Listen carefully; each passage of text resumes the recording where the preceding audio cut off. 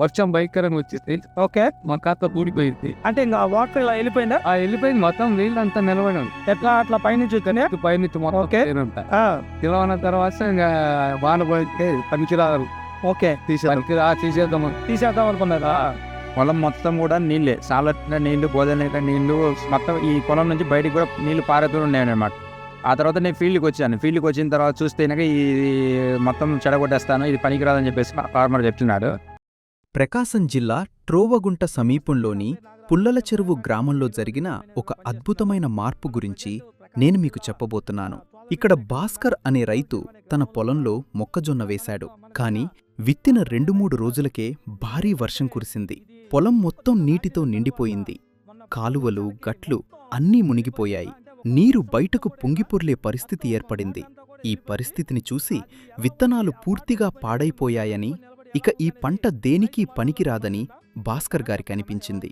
అందుకే దాన్ని పూర్తిగా నాశనం చెయ్యాలని నిర్ణయించుకున్నారు. సార్ నాటిన 15 రోజులకు వర్షం భయంకరంగా వచ్చింది. ఓకే. మా ఖాతా కూడిపోయింది. అంటే ఇంకా వాటర్ ఇలా వెళ్ళిపోయిందా? వెళ్ళిపోయింది మొత్తం, నీళ్ళంతా నిలబడి ఉంది. ఎట్లా అట్లా పైనుంచి వస్తేనే? పైనుంచి మొత్తం ఓకే. ఉంటాయి. ఆ, తెలవన తర్వాత ఇంకా వాన పోయితే పనికిరాదు, ఓకే. తీసేద్దాం. తీసేద్దాం అనుకున్నారా?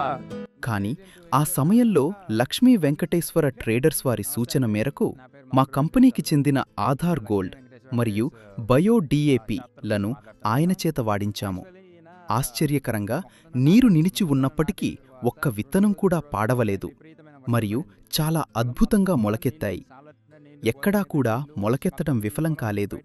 ఆ తర్వాత పంట మంచి ఎదుగుదల కోసం మేము NPK ని కూడా వాడించాము.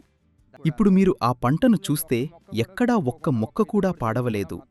పంట చాలా ఆరోగ్యంగా ఉంది మరియు ఎలాంటి ఇబ్బంది లేకుండా పెరుగుతోంది.